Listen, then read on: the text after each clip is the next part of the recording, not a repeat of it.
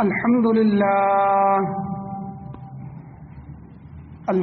لله وكفى وسلام على عباده الذين اصطفى أما بعد فأعوذ بالله من الشيطان الرجيم بسم الله الرحمن الرحيم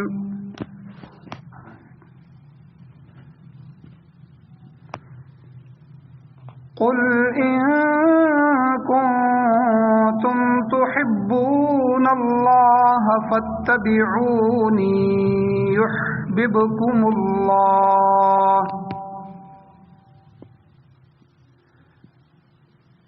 يحببكم الله ويغفر لكم ذنوبكم والله غفور رحيم. وقال الله تبارك وتعالى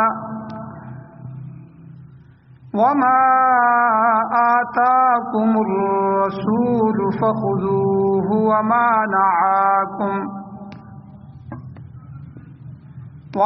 نهاكم عنه فانتهوا. وقال الله تبارك وتعالى في مقام آخر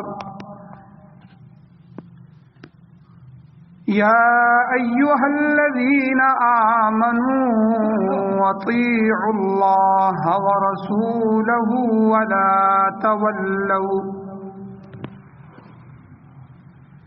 ولا تولوا عنه وأنتم تسمعون.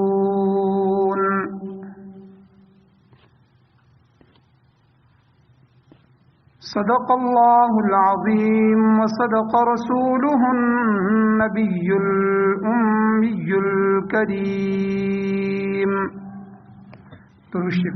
اللهم صل على سيدنا علی سیدنا مولانا محمد مبارک صلی اللہ علیہ وسلم.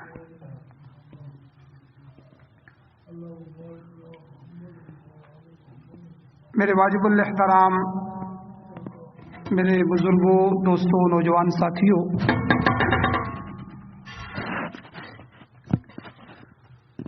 اللہ تعالیٰ نے ہمیں زندگی عطا فرمائی اور پھر اللہ اس زندگی کو لے کر موت کی صورت میں اللہ ہمیں اگلے جہان میں منتقل فرمائیں گے، اور اگلے جہان کی جو زندگی ہے اس کی کامیابی اور ناکامی کا دار و مدار اللہ نے اس زندگی پہ رکھا ہے.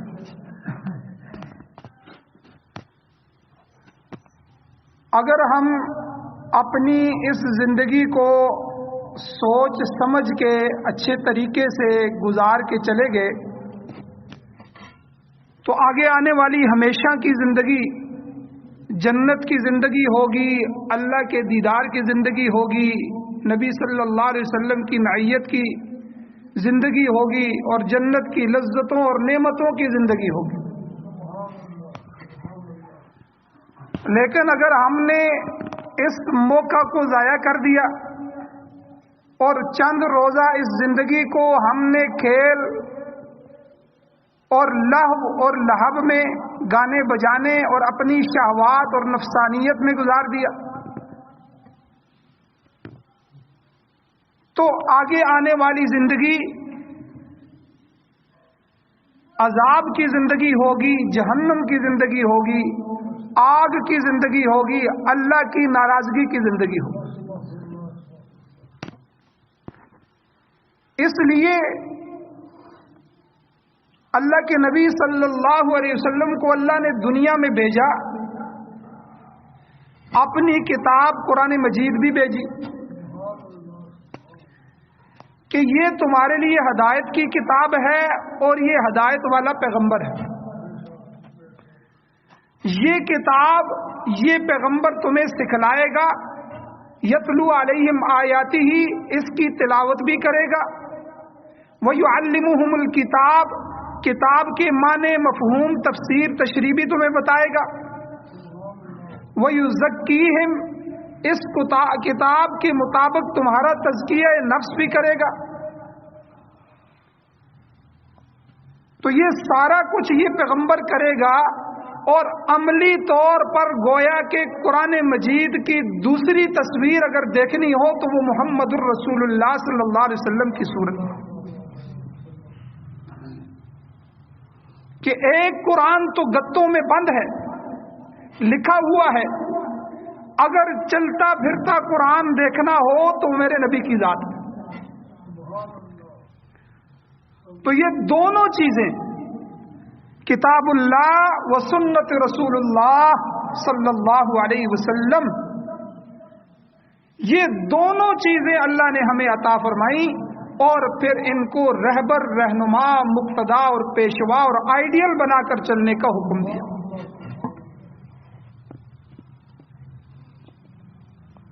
तो आज के जुम्मे का मौजू भी यही है कि नबी अलैहिस्सलातु वस्सलाम के आदत मुबारक, आपका अमल, आपका कौल, आपका गुफ्तार, आपका तरीका, इसको सुन्नत कहते हैं। तो सुन्नत के माने यही हैं, आदत और तरीके के। हम जब सुन्नत का लफ्ज इस्तेमाल करते हैं तो इससे मुराद होता है कि हज़रत सल्लल्लाहु अलैहि वसल्लम का तरीका जिंदगी।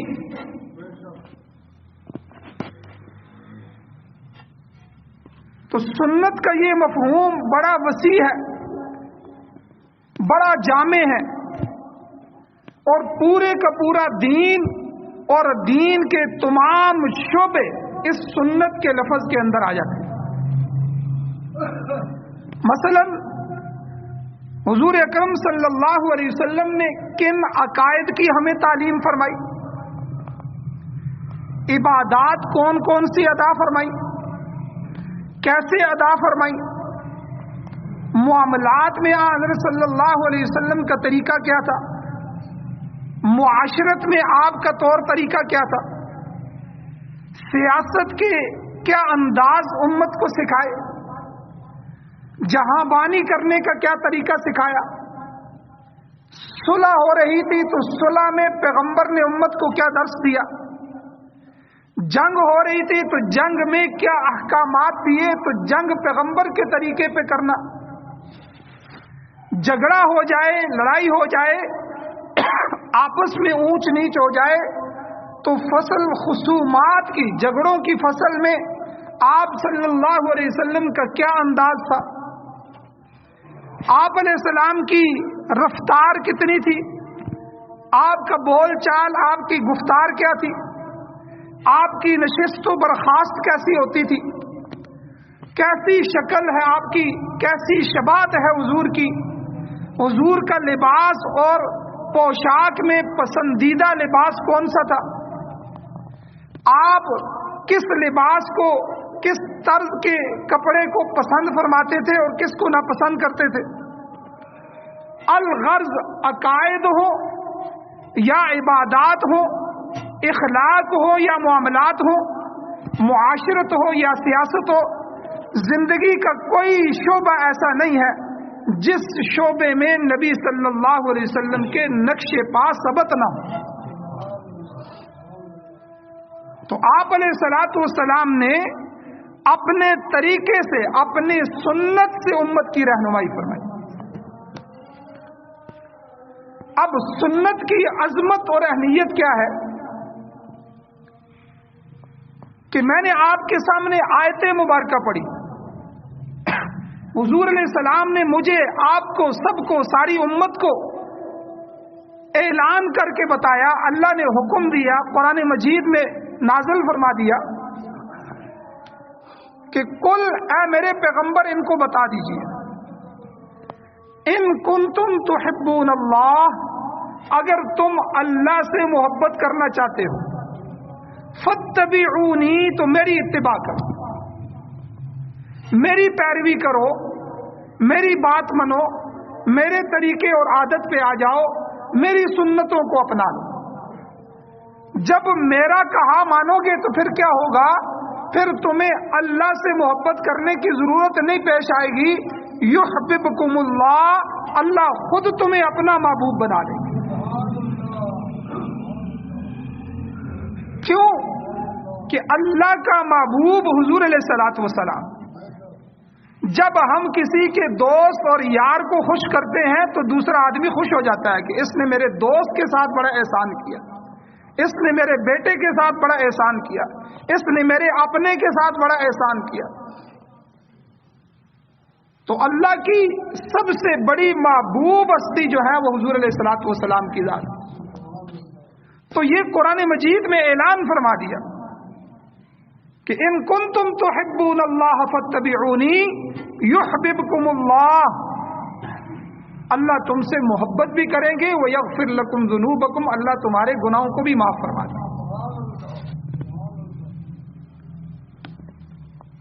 تو ہر مسلمان کو شاہراہ حیات میں, زندگی کے اس راستے میں ہم ایک سفر کر رہے ہیں موت تک, تو قدم قدم پر ہمیں یہ دیکھنا ضروری ہے کہ اس معاملے میں نبی علیہ السلام کی سنت کیا ہے, آپ کا طریقہ کیا ہے.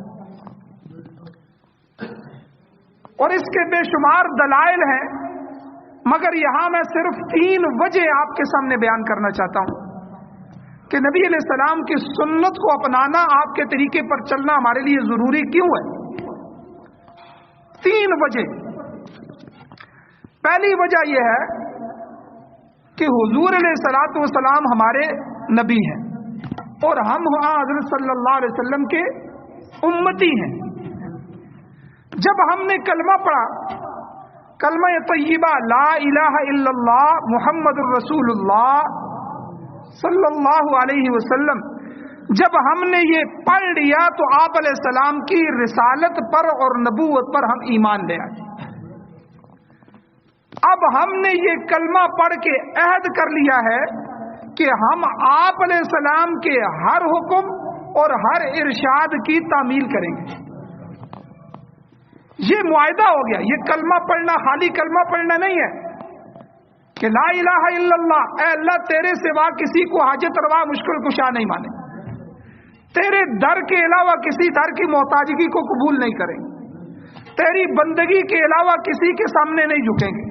یہ ہم نے اللہ سے وعدہ کر دیا, توحید پر اللہ سے ایگریمنٹ کر لیا.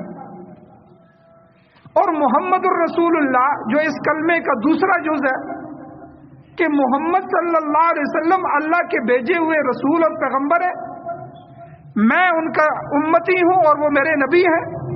تو اس میں ہم ایک ایگریمنٹ, ایک عہد اور ایک پیمان اور ایک میثاق کر رہے ہیں حضور علیہ الصلوۃ والسلام کے ساتھ کہ حضور آپ ہمارے آقا ہیں, آپ ہمارے نبی ہیں, آپ ہمارے پیغمبر ہیں. اب میں نے یہ جو شاہراہ حیات کے اندر قدم اٹھانا ہے تو ہر قدم میں آپ کے قدم کو دیکھنا ہے. جس طرف آپ کا قدم چلا گیا میں آپ کے قدموں کے پیچھے چلا جاؤں گا, کیونکہ مجھے یہ یقین ہے کہ آپ اللہ کی طرف سے بھیجے پیغمبر ہیں, تو آپ کے قدموں پر چل کے ہی مجھے جنت مل سکتی. اور اس معاہدے کا جو ہم کلمہ پڑھ کے معاہدہ کرتے ہیں, اس کا ایمانی تقاضا یہ ہے کہ ہماری تمام زندگی کا کوئی قدم بھی منشاء نبوی کے خلاف نہ اٹھے. اور ایک تو ہے قدم اٹھانا, ایک ہے عمل کرنا. عمل میں تو ہمیں اختیار ہوتا ہے, اللہ نے دنیا میں کوئی ہمیں باندھ کے نہیں رکھا. اللہ کہتے ہیں ہدیناہ النجدین, ہم نے دونوں راستے بتا دیے, یہ گمراہی کا راستہ ہے, یہ ہدایت کا راستہ ہے. تو دنیا دار الجزا نہیں ہے, دنیا دار العمل ہے, تم نے عمل کرنا ہے. اب ایک تو ہے کہ میں عمل کرنے میں مجبور نہیں ہوں, اختیار ہے دنیا میں مجھے. تو ایک ہے میرے اندر پیدا ہونے والی خواہشات, وہ خواہشات بھی سنت نبوی کے تابع ہو جانے چاہیے, کیونکہ اس کے بغیر ایمان کی تکمیل نہیں ہو سکتی, ایمان مکمل نہیں ہو سکتا. نبی صلی اللہ علیہ وسلم کی حدیث مبارکہ ہے, مشکات شریف حدیث کی کتاب ہے, صفحہ 30 پر یہ حدیث موجود ہے हुजूर अलैहिस्सलातु वस्सलाम ने इरशाद फरमाया, ला युमिनु अहदुकुम हत्ता यकूना हवाहु तबअन लिमा जिअतु बिही, कि तुम में से कोई शख्स मोमिन नहीं हो सकता यहां तक कि उसकी ख्वाहिश उस दीन के ताबे न हो जाए जिसे मैं लेकर आया हूं। तो हमारी ख्वाहिशात भी हुजूर के दीन के मुताबिक हो जाए, हुजूर की सुन्नत के मुताबिक हो जाए। और इसी तरह किसी दूसरे तरीके की तरफ, एक तरफ मेरे पाक पैगंबर का तरीका है और एक तरफ हिंदुओं का तरीका है, एक तरफ यूरोप वालों का तरीका है। दुनिया में मुख्तलिफ तरीके, गमियों में, शादियों में, तिजारत में, मामलात में, मुआशरत में, हर कौम का अपना अपना तरीकाकार होता है। अब हमने खाना तो खाना है, लेकिन किस तरीके पे खाएंगे ये इम्तिहान हो रहा है। हिंदुओं की तरह खाएंगे, यूरोप वालों की तरह खाएंगे, खड़े होके जानवरों की तरह खाएंगे, या अपने पाक पैगंबर के तरीके पे खाएंगे। तो अपने जिंदगी में उम्मती होने का तकाजा यह है कि हम हज़रत सल्लल्लाहु अलैहि वसल्लम के तरीका जिंदगी को पूरे तौर पर अपनाएं और किसी दूसरे तरीके जिंदगी की तरफ आंख उठाकर भी ना देखें। उसके बारे में सोचना या उसके बारे में पढ़ना या उस पर डिस्कस करना, उस पर तबसरा तज्जिया करना कि ये तरीका अच्छा हो सकता है कि नहीं हो सकता, ये तो दूर की बात है। हम अपने पैगंबर के तरीके के मुकाबले में किसी दूसरे कौम, कबीले, मुआशरे, तहजीब के तरीके को आंख भी उठा के न देखें। अल्लाह ने कुरान मजीद में खुद फरमा दिया, सूरत उन-निसा की 46 नंबर आयत है। अल्लाह फरमाते हैं, वमा अरसलना मिर रसूलिन इल्ला लियुताअ बिइज़्निल्लाह, कि हमने जो रसूल भी भेजा सिर्फ इसलिए भेजा कि बहुक्म खुदावंदी, अल्लाह के हुक्म से उसकी फर्माबरदारी की जाए। और याद रखें, आप अलैहिस्सलातु वस्सलाम की सुन्नत और आपके तरीक़े ज़िंदगी से इन्हिराफ करना, आपकी ज़िंदगी से अपने आप को हटाना, आपके चेहरे को पसंद न करना, दाढ़ी से नफरत करना, आप अलैहिस्सलातु वस्सलाम के लाए हुए अहकामात में से पर्दे के हुक्म की मुखालफत करना, उसको बुरा समझना, तो जिंदगी पैगंबर, जिंदगी नबवी, हुजूर अलैहिस्सलाम की जिंदगी से इन्हिराफ एक लिहाज से गोया के रसूलुल्लाह की रिसालत और नबूवत का इनकार है। सही बुखारी शरीफ की हदीस है कि नबी अलैहिस्सलातु वस्सलाम ने इरशाद फरमाया, कुल्लु उम्मती यदखुलूनल जन्ना इल्ला मन अबा। हुजूर ने फरमाया, मेरी सारी उम्मत के सारे लोग जन्नत में जाएंगे सिवाय उसके कि जिसने इनकार किया। कीला व मन अबा या रसूल अल्लाह, अल्लाह के रसूल आप मुझे बताएं। सहाबा में से किसी ने पूछा कि इनकार करने वाले कौन लोग हैं? काला, हुजूर अलैहिस्सलाम ने पाक इरशाद फरमाया, मन अताअनी दखलल जन्ना, कि जिसने मेरी इताअत की वो जन्नत में दाखिल हो गया। वमन असानी फकद अबा, जिसने मेरी नाफरमानी की उसने मेरा इनकार किया। तो इसलिए मेरे भाइयों, नबी अलैहिस्सलाम के तरीके को ना अपना सकना ये हमारी कमजोरी है। नबी अलैहिस्सलाम के तरीके को नापसंद समझना ये ईमान के ज़ाया होने का खदशा। उलमा ने ये बात लिखी है, फुकहा ने इस पर मसाइल लिखे हैं। एक है, मैं अपनी जिंदगी में नबी का चेहरा नहीं अपना सकता, दाढ़ी नहीं रख सकता, ये मेरे ऊपर अल्लाह का करम नहीं हुआ कि मैं उसके पैगंबर जैसा, उसके महबूब जैसा चेहरा नहीं बना सकता। और एक है कि पैगंबर के चेहरे वाले को या पैगंबर के चेहरे को नापसंद समझना, इसमें बड़ा फर्क है। मिसाल समझाता हूं, हमारे मुल्क के अंदर कानून बने हुए हैं, बहुत सारे हर चीज के कानून हैं, उसमें से ट्रैफिक के भी कानून है। अब एक बंदा गलत यू टर्न लेता है, गलत तरीके से जो है वो अपनी गाड़ी पार्क करता है या कानून के खिलाफ वर्जी करता है, تو وہ ملک کے اندر رہ کے قانون کو توڑ رہا ہے، اس کے لیے اس کی سزا انہوں نے جرمانہ رکھا ہے کہ اس پر چالان کیا جائے، اس نے قانون کو توڑا ہے۔ لیکن ایک آدمی قانون بھی توڑتا ہے اور ساتھ کہتا ہے میں پاکستان کے آئین کو تسلیم ہی نہیں کرتا، میں ان قانونوں کو مانتا ہی نہیں ہوں، تو یہ صرف قانون توڑنے والا نہیں ہے، یہ غدار ہوگا کہ اس نے ملک کے آئین اور قانون کے مقابلے میں ان کا انکار کر کے گویا کے سامنے کھڑا ہو گیا۔ اب اس آدمی کی سزا چالان نہیں ہے، اس آدمی کو سزائے موت ہے یا جلاوطنی ہے، کیونکہ اس نے غداری کی ہے۔ تو ایک ہے کہ حضور علیہ السلام کے لائے ہوئے دین پر نہ چل سکنا، حضور علیہ السلام کی سنتوں کو نہ اپنانا، اس پر چالان ہوگا، اس پر سزا ہوگی، اس پر اللہ کے ہاں ہم مجرم ہیں، اس پر ہمیں سزا دی جائے گی جہنم میں۔ لیکن ایک کہ آقا علیہ الصلوۃ والسلام کے دین سے نفرت کرنا، آپ کی سنت سے نفرت کرنا،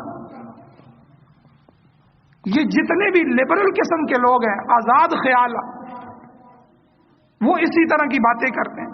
ہمارے ملک میں آپ دیکھیں کہ مارچ کے مہینے میں وہ عورتوں کو نکال دیتے ہیں، آزادی مارچ، ہمیں پردے سے آزادی چاہیے، ہمیں اسلام سے آزادی چاہیے۔ اور وہ کوئی یورپ کی عورتیں تھوڑا ہی ہوتی ہیں، وہ کوئی انگریز عورتیں تھوڑا ہی ہوتی ہیں، وہ میری آپ کی بہنیں ہیں، کلمہ گو مسلمان کی بیٹیاں ہیں۔ تو یہ سب کچھ کیا ہو رہا ہے کہ وہ دن رات دین سے نفرت کرنے والے لوگ۔ تو دعا کریں اللہ ہمیں ان صفوں میں شامل نہ فرمائے۔ ہم گناہگار ہیں، اپنی گناہگاری کا اللہ سے اعتراف کرتے ہیں اور برملا اللہ سے معافی بھی مانگتے ہیں اور اس کی طلب بھی کرتے ہیں اللہ اپنے پیغمبر کے طریقے پہ چلا دے۔ لیکن اے اللہ ہم غدار نہیں ہیں، ہم تیرے دین کو ناپسند کرنے والے نہیں۔ تو حضور نے بخاری شریف کی اس حدیث میں کیا فرمایا؟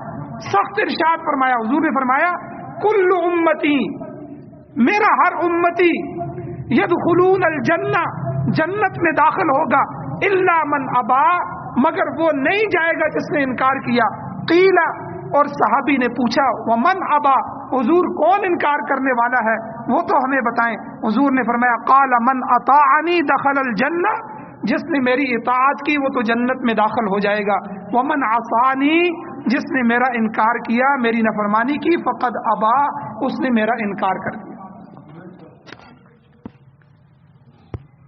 تو اس لیے میرے بھائیوں، ایک وجہ تو یہ ہے کہ سنت پر چلنے کی جو میں نے آپ کو بتائی کہ اس کے بغیر ہمارا گزارا نہیں ہے، وہ کیا ہے کہ حضور ہمارے نبی ہیں اور ہم حضور کے امتی ہیں، امتی کے لیے اور لائن ہی کوئی نہیں ہے اس کے علاوہ۔ اور دوسری وجہ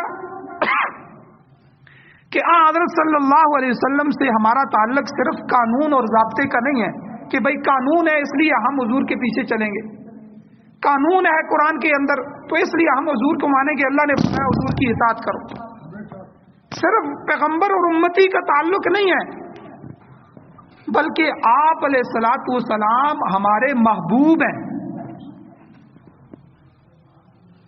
ہماری محبت کا بھی تعلق ہے، اور محبوب بھی ایسے ہیں، عام محبوب بھی نہیں کہ پوری دنیا کے حسینوں سے، حسینان عالم میں سے کوئی بھی محبوبیت میں آپ علیہ الصلوۃ والسلام کے مقابلے میں نہیں ہے۔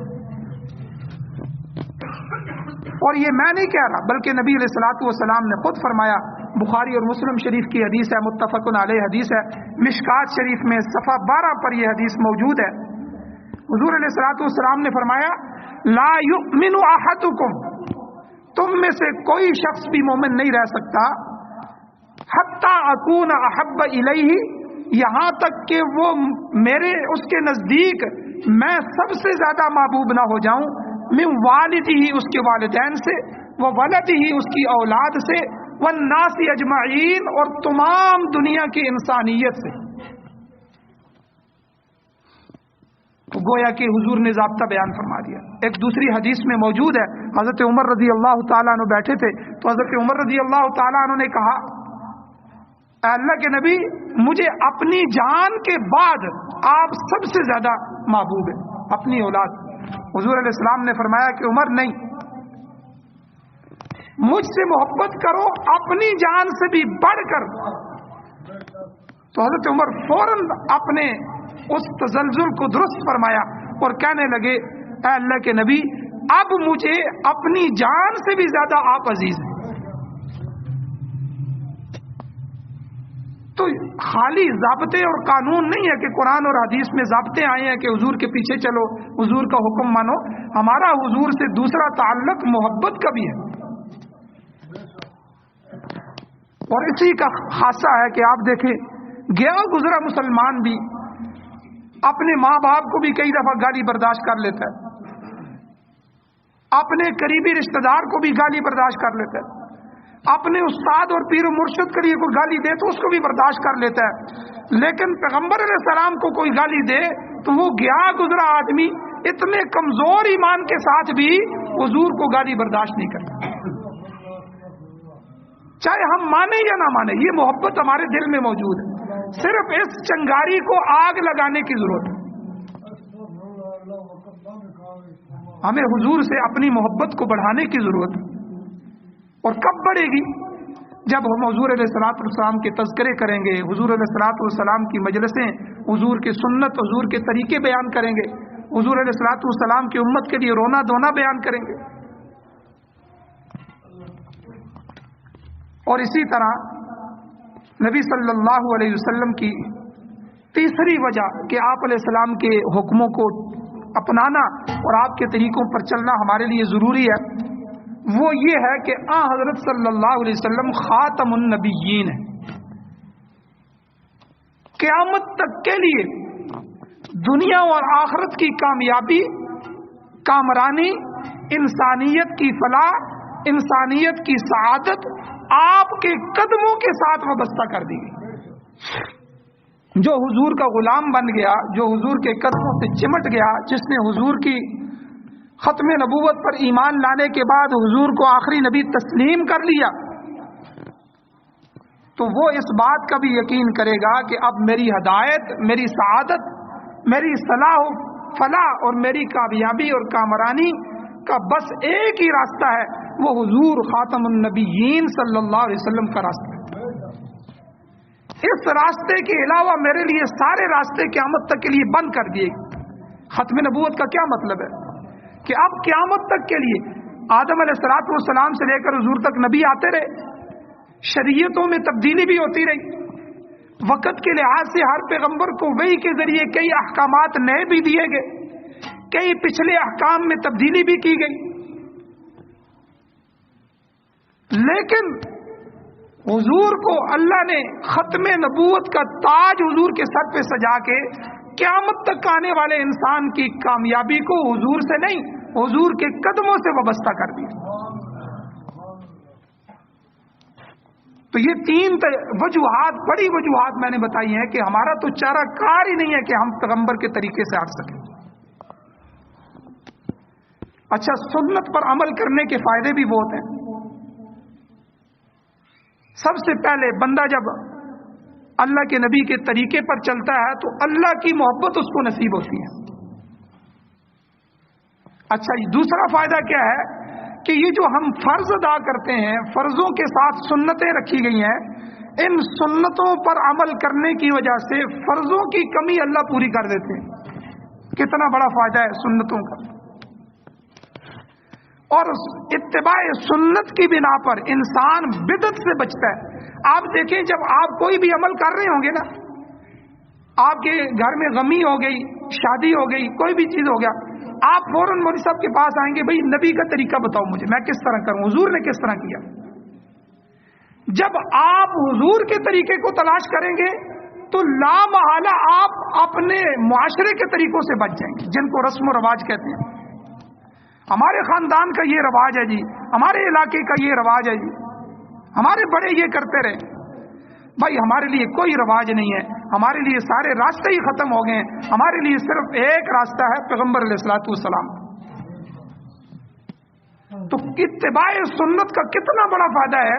جب آپ سنتوں کو کپڑے پہننے کی سنتیں تلاش کریں گے, آپ کھانا کھانے کی سنتیں تلاش کریں گے, تو کیا ہوگا؟ دوسرے تمام طریقوں سے آپ خود ہی بچ جائیں گے. اسی طرح سنت کی پیروی کرنا شعائر الہی جو ہیں ان کے احترام کا حصہ ہے, اور سنت پر عمل کرنے والا انسان اللہ کا ہمیشہ کے لیے محبوب بن جاتا ہے. اور سنت پر عمل کرنے سے زندگی خوشگوار بنتی ہے. آپ صرف ایک نکاح کی سنت کو لینا, ابھی وقت نہیں ہے. نکاح کو کتنا سادہ بنا دیا اسلام نے, حضور نے کر کے دکھایا. اور ہم غریب ہو کے بھی اپنے ایک بیٹے کی شادی کے لیے بھی قرضے بھی لیتے ہیں, سود پر بھی پیسہ لینا پڑا تو لیتے ہیں, کتنی برائیاں کرتے ہیں, حلال حرام کی تمیز نہیں کرتے. تو بھائی سنت کا کتنا بڑا فائدہ ہے. آپ سنت کے مطابق سادگی سے نکاح کریں گے, نکاح کے 2-4 بندے آئیں اور رخصتی کریں اور جائیں. ولیمے میں جتنے آپ کے پاس, حضور نے فرمایا ولیمہ کرو, یہ میری سنت ہے, میرا طریقہ ہے, اس کو نہیں چھوڑنا, لیکن ایک بکری کیوں نہ ہو, یعنی مختصر سے مختصر لوگ بلاؤ. اب 4-4 لاکھ 3-3 لاکھ روپیہ ایک ولیمے پہ لگ رہا ہے. سونا بنانے پہ کتنا پیسہ خرچ ہو رہا ہے, گھر بنانے پہ پھر کتنا پیسہ خرچ ہو رہا ہے. تو سنت پر عمل کرنے سے زندگی خوشگوار بن جاتی ہے. اچھا, ایک اور چیز جس کی میں کمی محسوس کرتا ہوں ہمارے معاشرے میں, وہ نبی علیہ الصلوۃ والسلام کی زندگی کا ایک بڑا پیارا حصہ مسنون دعائیں. اچھا, دعاؤں کو اپنی زندگی کا لازمی حصہ بنائیں. اب ہمارے معاشرے میں آپ دیکھیں نا, ہم سمجھتے ہیں دعا وہی کرے گا جو فرض نماز پڑھے گا, یعنی نماز کے بعد دعا کریں گے. یاد رکھیں, نماز کے بعد دعا کرنا یہ کوئی فرض واجب نہیں ہے, یہ نماز کا حصہ بھی نہیں ہے. نماز سلام کے ساتھ ختم ہو جاتی ہے. حضور علیہ السلام نے حدیث میں ترغیب دی کہ فرض کے بعد اللہ ایک دعا کو قبول فرماتے ہیں, اس لیے علماء اس کو کر دیتے ہیں, ورنہ دعا تو ہر وقت کرنے کی چیز ہے. حضور علیہ السلام نے یہاں تک بھی تعلیم دی کہ تمہارا تسمہ نہیں ہے جوتے کا, تو جوتے کا تسمہ بھی اللہ سے مانگو.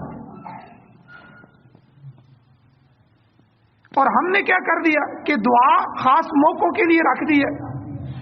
اب یا تو نماز کے لیے جائیں گے تو نماز کے بعد دعا کریں گے, یا پھر یہ ہے کہ ہم مر جائیں گے تو مرنے کے اوپر ہمارے لیے آئیں گے لوگ تو تب دعا کریں گے. اس دعا کا بھی موت کے ساتھ کوئی تعلق نہیں ہے. یاد رکھیں, جو دعا اصل ہوتی ہے وہ ہم جنازے میں کرتے ہیں, باقی وہاں ہم تعزیت کے لیے جاتے ہیں.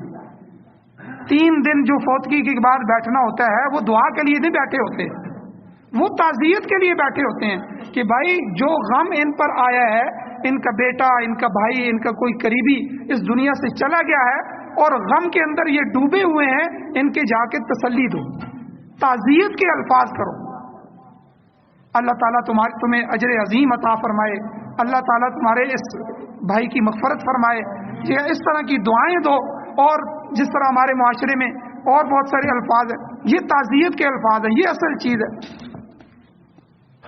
نماز کی دعا نہیں قبول ہونی, اور دعا کو ہم نے صرف نماز کے ساتھ سمجھ دیا, حالانکہ نبی صلی اللہ علیہ وسلم کی زندگی میں جو ہے قدم قدم پر مسنون دعائیں ہیں. اچھا, جہاں اس کے آخرت کے فوائد ہیں, دنیا میں بھی ان دعاؤں کے فائدے ہوتے ہیں. سنت کا ایک اپنا نور ہوتا ہے. تو نبی صلی اللہ علیہ وسلم نے جو ہمیں ہر موقع میں, غمی میں, خوشی میں, ہر چیز کی, آپ دیکھیں کھانا کھانے سے پہلے کی دعا, کھانا کھانے کے بعد کی دعا, دودھ پینے کی دعا, کپڑے تبدیل کرنے کی دعا, بارش آ جائے تو بارش کی دعا, نیا چاند نکلے تو نئے چاند نکلنے کی دعا. کون سا موقع ہے نبی صلی اللہ علیہ وسلم, شادی پر دعا, میاں بیوی آپس میں شب زفاف ہے اس پر دعا, حج اور عمرے کے اندر کتنے موقع ہیں, موقع موقع پر دعا. ایک تو ہم نے دعا چھوڑ دی ہے. پہلے تو نمازی نہیں پڑھتے, 100 میں سے 90% لوگ نماز ہی نہیں پڑھتے, یعنی نماز نہیں پڑھتے تو اللہ سے مانگتے ہی نہیں ہے, سمجھ, ان کو تو مانگنا نصیب ہی نہیں ہوتا. جو پڑھتے ہیں ان میں سے آدھے ویسے ہی بھاگ جاتے ہیں دعا سے. اور جو مانگنے والے ہیں ان کی کیفیت کیا ہے کہ ہم دعا پڑھتے ہیں، دعا مانگتے نہیں ہیں. دعا پڑھنے کی چیز نہیں ہے، دعا مانگنے کی چیز ہے. ہم الفاظ پڑھتے ہیں ربنا ظلمنا انفسنا وان لم تغفر لنا ربنا لا تزغ قلوبنا، یعنی دعائیں پڑھ رہے ہوتے ہیں رٹی رٹائے دعائیں. بھائی دعا پڑھنے کی چیز نہیں ہے، دعا کو سمجھ کے اللہ سے مانگنے کی چیز ہے. پڑھنا اور چیز ہوتا ہے، مانگنا اگر سیکھنا ہے تو بچے سے سیکھیں. بچہ باپ کے پاؤں کو پکڑ لیتا ہے اور کہتا ہے میں نے ابا جی یہ چیز لینی ہے، والد اس سے جان بھی چھڑاتا ہے لیکن وہ ایسی شکل بنا لیتا ہے، ایسا روتا ہے، ٹھیک ہے، ایسا چمٹ جاتا ہے کہ ابے کو بھی رحم آ جاتا ہے، وہ کہتا ہے ٹھیک ہے، وہ لے کے چھوڑتا ہے. تو حضور علیہ الصلوۃ والسلام نے اور علماء نے یہ بتایا کہ اللہ تعالیٰ سے رونا ہے، اللہ کے سامنے ہم نے اپنی حاجت کو رکھنا ہے اور اس حاجت کو ہم نے اللہ سے پورا کروانا ہے. یہ کوئی رسم نہیں ہے. الدعاء مخ العبادہ، نبی علیہ الصلوۃ والسلام نے فرمایا کہ دعا عبادت کا مغز ہے. ایک دعا میں آپ کو بتاتا ہوں، بہت سی مسنون دعائیں ہیں، اب اس دعا کو دیکھیں کتنا اس کا فائدہ ہے. حدیث مبارکہ میں آتا ہے کہ حضرت طلق بن حبیب صحابی رسول تھے، ان کی روایت ہے کہ ایک شخص ابو دردہ رضی اللہ تعالیٰ عنہ کی خدمت میں آیا اور اس نے کہا کہ آپ کا مکان جل گیا، آپ کے گھر کے ساتھ آگ لگی ہوئی ہے اور آپ کا مکان تک پہنچ گئی، آپ کا مکان جل گیا. انہوں نے کہا نہیں جلا، میرا مکان نہیں جل سکتا. پھر دوسرا شخص بھاگتا ہوا آیا تھوڑی دیر کے بعد، اس نے کہا جی آپ کا مکان تو جل گیا. انہوں نے کہا کہ نہیں جلا. پھر تھوڑی دیر کے بعد تیسرا آدمی آیا اور اس نے کہا کہ آگ کی جو لپٹیں تھیں وہ اٹھی تھیں لیکن جب آپ کے گھر تک پہنچی تو آ کر بجھ گئی. انہوں نے فرمایا کہ مجھے معلوم تھا کہ اللہ ایسا ہی کرے گا. لوگ بڑے حیران ہوئے، وہ فرمانے لگے کہ حضرت ابو دردہ رضی اللہ تعالیٰ عنہ سے وجہ پوچھی کہ آپ اتنے وثوق کے ساتھ یہ بات کیوں کہہ رہے تھے. انہوں نے فرمایا میں ان کلمات کی وجہ سے کہہ رہا تھا کہ میں نے اپنے پاک پیغمبر سے وہ کلمات سنے تھے اور جن کے متعلق نبی صلی اللہ علیہ وسلم نے فرمایا جو ان کلمات کو صبح پڑھ لے تو شام تک، اور جو شام تک پڑھ لے اللہ تعالیٰ اسے صبح تک کوئی آفت کا سامنا نہیں کرنے دیں گے، کوئی مصیبت اس پر نہیں آئے گی. اور کہا کہ میں صبح وہ کلمات پڑھ کے آیا تھا اور یہ کس طرح ہو سکتا ہے کہ میرے پیغمبر کی زبان جھوٹی ہو جائے، میرے پیغمبر نے سچ فرمایا تھا اور میں نے حضور علیہ السلام کی اسی دعا کی برکت کے اوپر جو یقین تھا اس یقین کی وجہ سے یہ بات کہی. اب وہ کلمات کیا ہیں؟ اللہم انت ربی لا الہ الا انت علیک توکلت وانت رب العرش الکریم ما شاء اللہ کان وما لم یشاء لم یکن لا حول ولا قوة الا باللہ اعلم ان اللہ علی کل شیء قدیر وان اللہ قد احاط بكل شیء علما اللہم انی اعوذ بک من شر نفسی ومن شر کل دابۃ انت آخذ بناصیتها ان ربی علی صراط مستقیم. اب دیکھیں یہ 4 لائنوں کی چھوٹی سی دعا ہے، اگر ہم اس کو یقین سے پڑھیں، کس موقع پہ پڑھیں تو ہمیں یہ ساری ٹینشنیں ہی ختم ہو جائیں. تو مسنون دعاؤں کے بڑے فائدے ہیں. تو جہاں ہم نبی صلی اللہ علیہ وسلم کی سنت زندگی ہر موقع کی پڑھتے ہیں، آپ کی سیاست، آپ کی قیادت، آپ کی جو ہے طور طریقے، آپ کے کھانے پینے کے طریقے، تو وہاں نبی صلی اللہ علیہ وسلم کی مسنون دعاؤں کو بھی سیکھا جائے اور اس سنت پہ بھی عمل کیا جائے. اللہ تعالیٰ سے دعا ہے اللہ ہمیں عمل کی توفیق عطا فرمائے، اللہ نبی صلی اللہ علیہ وسلم کی کامل اتباع نصیب فرمائے. وآخر دعوانا